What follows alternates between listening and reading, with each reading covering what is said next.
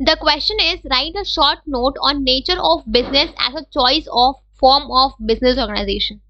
तो अगर हम बात करें नेचर ऑफ बिजनेस की, तो नेचर ऑफ बिजनेस भी एक फैक्टर है जो आपके choice of form of business को अफेक्ट करता है, राइट।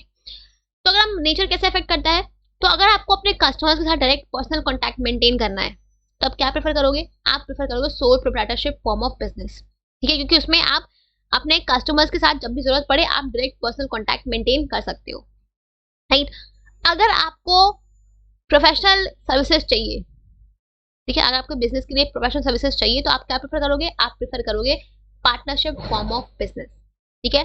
अगर आपको लार्ज मैन्युफैक्चरिंग यूनिट्स चाहिए, तो आप क्या प्रेफर करोगे? आप प्रेफर करोगे कंपनी फॉर्म ऑफ बिजनेस, ठीक है। तो आपके बिजनेस का नेचर क्या है? अगर आप मैन्युफैक्चरिंग में इन्वॉल्व हो तो आप कंपनी को प्रेफर करो। अगर आपको प्रोफेशनल सर्विसेज चाहिए तो आप पार्टनरशिप को प्रेफर करो। अगर आपको अपने कस्टमर के साथ डायरेक्ट पर्सनल कॉन्टैक्ट मेंटेन करना है तो आप sole proprietorship form of business को प्रेफर करो, राइट। तो if direct personal contact is needed with customer, then go for sole proprietorship,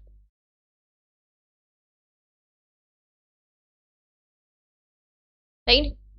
If professional service is required, if professional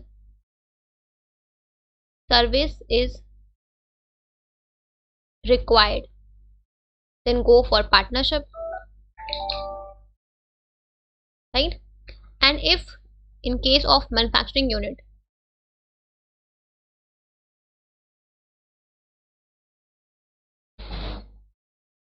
then go for company, right. तो ये आपका एक factor है जो आपकी choice of form of business को affect करता है, ठीक है।